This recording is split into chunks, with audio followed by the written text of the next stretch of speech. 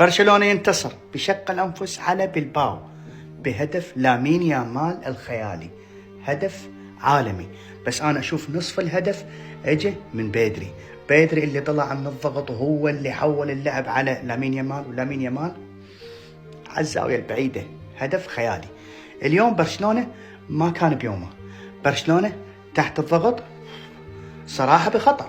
برشلونة راح ياخذ الدوري هذا الموسم، راح ياخذ الدوري مو لأن برشلونة فريق خارق، لا راح ياخذ الدوري بسبب سوء منافسين. ريال مدريد متهيكل، اتلتيكو وضيع، برشلونة رسميا الدوري لكم، بس الأبطال لا، صعب. ممكن تخرج ويا نيوكاسل، ممكن تطلع ويا نيوكاسل، الله اللي يستر على برشلونة ضد الفرق الكبيرة واللي تضغط، لا يعاني. المهم مبروك جمهور برشلونة على الفوز والثلاث نقاط والانفراد بالصدارة. أهم شيء هو الفوز، نعم أهم شيء هو 3 نقاط. طبعا انت هتموت دلوقتي وتقول لي شاف القطه قال لها بسبس قالت له بالباو، صح؟ يلا وصيف. على فكره انا حتى لو خسرت برضه هتبقى وصيف، هتفضل وصيف برضه، بس هو الدوري بتاعي، فمش هتعرف تقول لي بالباو تاكل.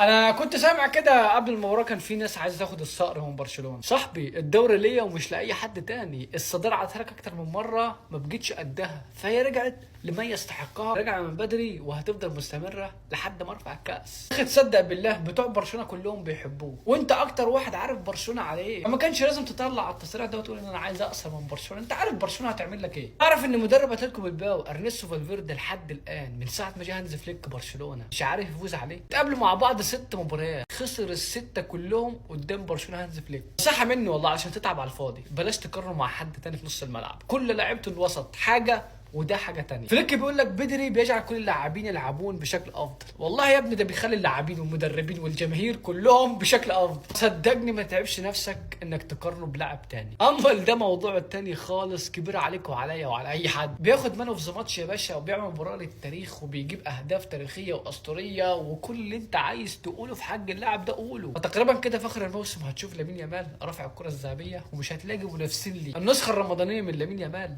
6 مساهمات لحد ال1000 شهر رمضان. اما ده يا باشا رجع هيبه حراسه المرمى بتاع برشلونه من تاني. اكتر الفرق في ال5 دورات الكبرى اللي محققه كلين شيت، اول نادي انتر ميلان ب9، تاني نادي على طول برشلونه ب8. الفضل يرجع للراجل اللي قدامك. بس كده، واخيرا صدارتنا وبتاعتنا واللي يجي على سكتنا هندوسه. يامال ده يتعمل له برواز يتحط في متحف برشلونه، الولا بقى له 4 جولات بطوله مخلي برشلونه قاعده في الصداره. وانا قلتها لك قبل كده وبرجع واقولها لك تاني، الواد ده لو ركز في الكوره بس، مفيش لاعب واحد في العالم بس هيقدر انه يقف قصاده. عشان تتفق معايا او لا، لامين يامال اللاعب الوحيد اللي موجود دلوقتي في العالم اللي يقدر انه يكرر اسطوريه ميسي وكريستيانو رونالدو في عالم كره القدم. هو ايه الهدف اللي سجله لامين يامال ده يا جماعه؟ ولا ايه الاسيست اللي عمله بدري ده اصلا؟ معلش حتى لو المباراه مقفله وخانقه شويه، هو ال3 تبديلات اللي نزلوا دول في الاخر كان لازم يتسجل هدف بعدها الصراحه. ليفاندوفسكي، فيرمين لوبيز، رافينيا، مش عايز يتسجل هدف حتى لو مش منهم، ما انت خلاص فتحت الملعب. وعموما المباراه كلها في جهه، والراجل ده يعني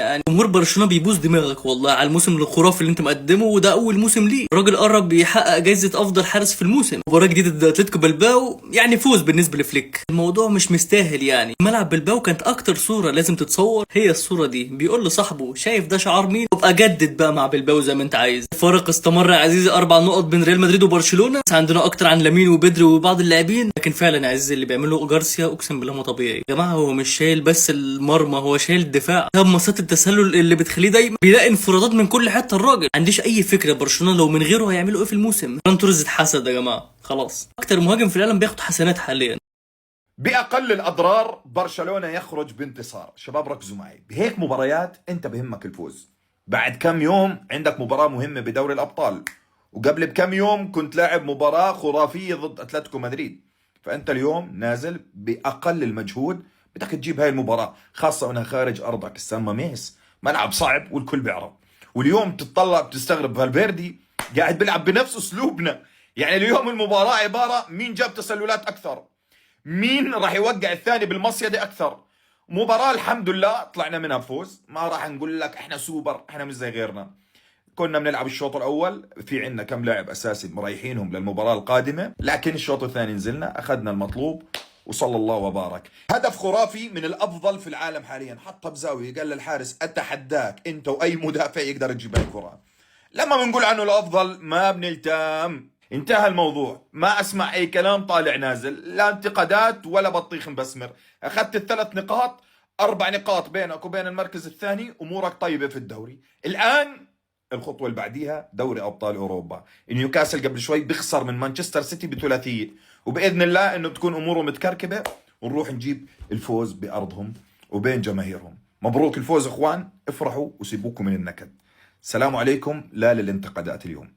بالغش الواضح يا اخوان برشلونه يفوز ضد اتلتيكو بالباو بالغش الواضح. هذه كيف مو احمر؟ اخر لاعب يا اخوان كيف مو احمر؟ احد يفهمني كيف نفس اللقطه هذه تكررت في نادي ريال مدريد واللقطه مي واضحه واخذنا عليها احمر، لكن برشلونه هذه اخر لاعب اعطاه اصفر. برشلونه لقطتهم الواضحه اعطاه اصفر الحكم، لقطتنا اللي مو واضحه اعطانا احمر. مستوى يامال في رمضان خرافي، سجل هدف خرافي، ما حد يختلف، لكن اليوم اقل شيء برشلونه يتعثر بالتعادل. الا ليغا تبي تعطي برشلونه الدوري، ريال مدريد سيء بس في الاخير يبغوا برشلونه يفوز.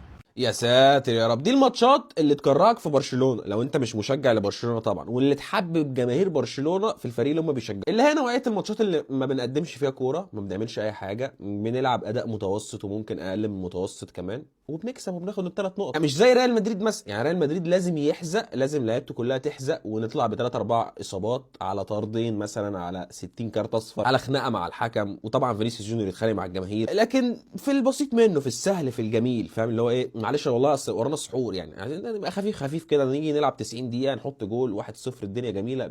1-0 ده مش بيجيب 3 نقط زيه زي 3-4-0، خلاص مش فارقه. لا بصيت كده مفيش اي حاجه، هتلاقي اكسبكتد جولز اصلا ما جابش النص. مسكين كوره اغلبيه الماتش تقريبا ما شاطوش كتير ولا على المرمى ولا بره المرمى اللي مطلوب. يعني جبنا جول وسيبنا لهم الكوره، لعبوا براحتكم واتبسطوا، ونطلع في نص الملعب بخط دفاعنا نعمل اوفسايد تراب وشكرا، مش عايزين غير كده. صايع وبيعرف يتعامل مع الدوريات، مش هنحور على بعض. هذا هو لامين يامال، المسؤول الاول عن متعه كره القدم في الوقت الحالي. وهدف لامين يامال النهارده ضد اتلتيك بالباو انا مغرم بيه، بالفنت الصامت اللي عمله في الولد اللي فتح برجل وتقريبا جاله الضمه، بالفينش بتاع الكوره وجمالها وثقته في نفسه اصلا وهو بيحطها وعارف ان هي تروح. الراجل ولا كانه بيلعب كره سله، مدريدي بس متيم بالواد ده. مين يامال رجل مباراه برشلونه واتلتيك بالباو خلال شهر رمضان في 3-4 ماتشات، عامل 6 مساهمات. اخر 13 مباراه مع برشلونه عنده 14 مساهمه تهديفيه، والموسم ده من بعد ما فسخ مع نيكي نيكول وهو فاق بصراحه. البت دي كانت مخلصه عليه، ده اللي كان العالم كله بيقوله وقتها، يا ابني انت لسه صغير وقدامك المشوار طويل. ده اللي اكد عليه بدري النهارده بتصريحاته بعد المباراه لما قال ان لامين يامال لسه سنه صغير وقدامه المشوار طويل جدا، ان تطوره بيجي مباراه بعد مباراه. عايز اقول لك ان بدري كمان واحد من نجوم موسم برشلونه، عامل 10 اسيستات لحد دلوقتي، عمل اسيست دوا كمان في هدف النهارده. قطر برشلونه اللي ما بيقفش وسع الفرق مع ريال مدريد ل4 نقط في الصداره. وكده كده انا عارف ان الدوري راح علينا ومبروك يا غريمي، بس اظن ان تركيز برشلونه دلوقتي بدا يروح اكتر لدوري الابطال، خصوصا كمان بعد مباراه اتلتيكو مدريد الاخيره. وده اللي قاله هانس فليك في المؤتمر الصحفي الاخير. تفتكر برشلونه ممكن يكون ناوي على دوري الابطال الموسم ده ولا لسه عليه شويه؟